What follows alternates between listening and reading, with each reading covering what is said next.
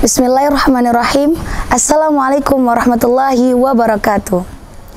Alhamdulillahirabbil alamin. Wassalatu wassalamu ala asyrafil anbiya'i wal mursalin wa ala alihi wa sahbihi ajma'in. Asyhadu an la ilaha illallah wa asyhadu anna Muhammadar Rasulullah. Amma ba'du. Yang pertama, marilah kita panjatkan puji syukur kita atas kehadirat Allah Subhanahu wa taala, yang mana Allah telah memberikan umur panjang, bahkan kesehatan kepada kita, sehingga kita dapat menunaikan ibadah bulan puasa Ramadan tahun ini. Bahkan kita dapat berkumpul bersama sanak saudara kita lagi. Salawat tak lupa kepada baginda kita, Nabi Muhammad SAW. Nabi yang telah membawa kita dari alam kegelapan kepada alam terang menderang dengan ilmu. Sampai detik ini kita bisa merasakan perjuangannya Nabi Muhammad SAW. Teman-temanku yang dirahmati Allah, pada hari yang berbahagia ini, perkenankanlah saya untuk menyampaikan sebuah kultum singkat yang berjudul 3 Tingkatan Ikhlas menurut Syekh Nawawi Al-Bantani.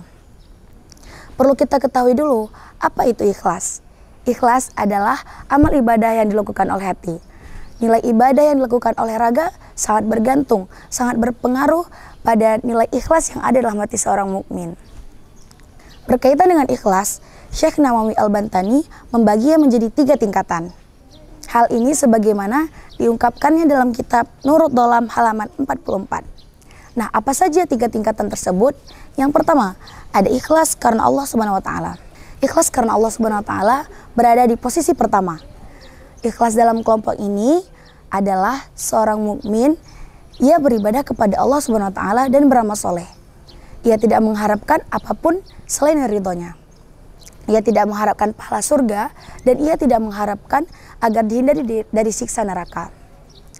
Menurut Syekh Nawawi, ikhlas dalam kategori ini berada pada tingkatan tertinggi. Nah, yang kedua ada ikhlas karena akhirat.